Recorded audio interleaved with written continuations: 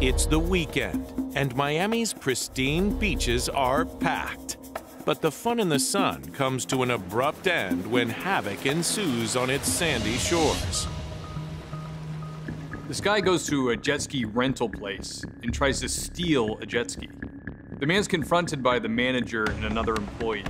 A little tussle ensues. The man breaks a paddle and then hits the manager over the head with it. Right off the bat, we have attempted larceny and assault and battery with a dangerous weapon. Employees at the jet ski rental call 911, and the thief, instead of plotting his escape, decides on a different course of action.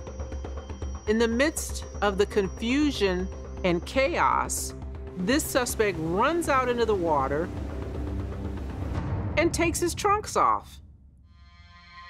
Some beachgoers gather along the shore to record the bizarre scene. These people are just going about their rest and relaxation, and suddenly there's this guy who is naked and criming. This is not the vitamin D that anybody goes to the beach for. Responding officers on the land and in the water arrive quickly and urge the newly nude man to come ashore. Sir, come here. You got packed beaches, which puts so many different people in jeopardy if this guy goes even more off the rails.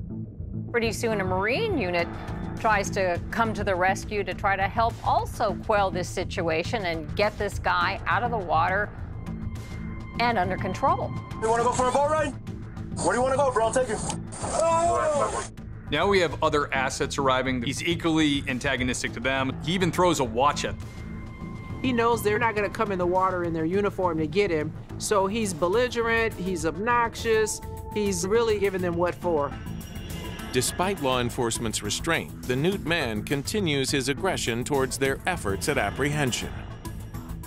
He's got nowhere to go, and he has to know how this is going to come to an end. The crowd grows larger as officers on the shore continue trying to talk the man out of the water. The situation isn't ending, and imagine you're there on a vacation, you got your kids with you, and you're wondering how much worse it's going to get. Understanding that the officers are limited in their ability to gain control and compliance of this suspect, They're coming for you. several citizens decide to help with getting this person into custody. You not only have the officers at the beach, you have the Marine unit approaching, you have civilians getting involved. This is how crazy relentless this guy is. The group surrounds him and they try to subdue him, but the guy's fighting, he's swinging, he's resisting. As events spiral out of control, people in the crowd record the incident to have proof of what is happening. Here's some whacked out dude in the water. He's so strong, he's so big, and he's so angry. This is dangerous. These people want to ride their jet skis, they want to go swimming, they want to play with their kids. They want this guy out of here. It's not something that happens normally. Given the circumstance, it makes sense that individuals in the water were willing to bring him back to shore where patrol officers could then put hands on him. Definitely good job done by the civilians. There's nothing worse than getting soaking wet in uniform with all your gear on. Once this guy is finally dragged on shore by this group of good Samaritans, thankfully, police are then finally able to get him under control. And you think, ah, this is finally going to end. But it doesn't.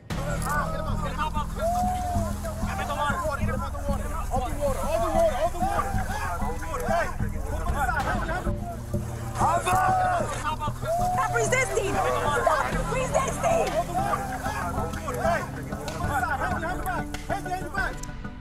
He is flailing his arms, he's moving around, he's textbook resisting arrest. Officers get the man under control and on a beach cart, where he continues to be defiant. We don't have all day for you. Let's go. All right, let's go. Why are you stressing? Officer? Auto. Yeah. Aye, aye. Ready? Ready? Ready? Hold on. Wait. All right, let's go. You're finally thinking, he's going to get off the beach. He's going to be put in the ambulance. And then his towel falls off. One second. Give me a second, please. I'm not going nowhere. I'm naked. This ordeal went on for more than 20 minutes. This is a long period of time for people to be sitting there wondering what a big mistake they made to make beach plans for the day. The man is eventually removed from the beach, and during transport to a medical facility, he tacks on another offense when he gives officers a false name and social security number. It seems like the theme for this whole incident, he never thinks he's gonna get caught and he's never gonna have to face these charges, and that's what he's doing right there. After being cleared medically, the man is eventually identified as 47-year-old Yakov Levi. He is taken to a correctional facility and booked on a litany of charges, including aggravated battery of an officer, grand theft, providing a false name after arrest, and lewd and lascivious behavior. The most peculiar thing to me about this situation is that he has a failed attempt to steal a jet ski. He goes into the water, gets naked, and has no game plan from there. He's just winging it. He's a knucklehead. Eventually, he would have had to get out of the water or run risk of being stung by a jellyfish in a place that probably would hurt a lot.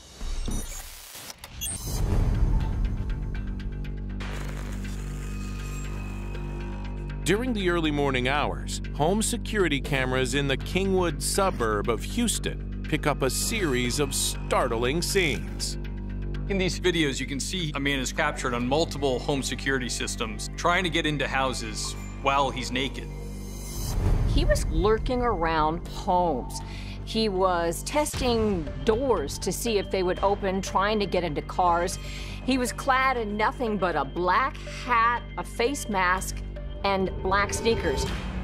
It's my belief that if someone breaks into a home in the middle of the night, what we call a hot prowl, they are probably expecting to encounter someone, and I think that makes them particularly dangerous because there's no fear of that confrontation, and they are prepared for that confrontation. But perhaps the most shocking and disturbing and gross footage of them all is when the perpetrator is not able to make entrance into one home, he still commits an act, a lewd act. In one of the videos, he actually rubs his genitals on one of these homeowners' cars, which makes you think this is sexual in nature. I liken this to an animal marking its territory. This guy is not just a criminal, but he's a reckless criminal. His DNA is at that location. So he's placing himself at the crime scene. But the creepiest event of the night is yet to come. It's about 3:20 in the morning. This man and woman were dead asleep in their home when all of a sudden the female wakes up and notices not just an intruder, but a naked intruder standing over their bed. I would freeze. I would be in such tremendous fear because, I mean, I'm cornered in my bed, seeing this naked man in my immediate presence, not knowing what he's going to do. I could only imagine how frightened this female was, and thankfully she wasn't alone that night. There was a male there who she could call to come to her aid. The boyfriend then wakes up and sees the guy, chases after him, and chases him out of the home. They call 911. They notice that gone are the female victim's purse, a picture of her college-age daughter, and her daughter's bra, a piece of lingerie. This adds a different layer to this offense because these items are very intimate. There are so many layers of violations that this guy has committed. This guy has just spread creep throughout this couple's life. Police respond to the scene, though they are unable to find the naked man. Media outlets report that detectives collect DNA evidence and process it in the hopes of identifying and arresting the intruder. Well, the commander here at the Houston Police substation says they were able to recover physical evidence. Lab results are pending as residents remain on edge. Unfortunately, there's no peace of mind for this neighborhood at this point. The perpetrator's still on the loose, and they've not located him. This perpetrator, this is not a one and done. This is someone who has done this before and will do it again. This is what I call a seasoned sicko.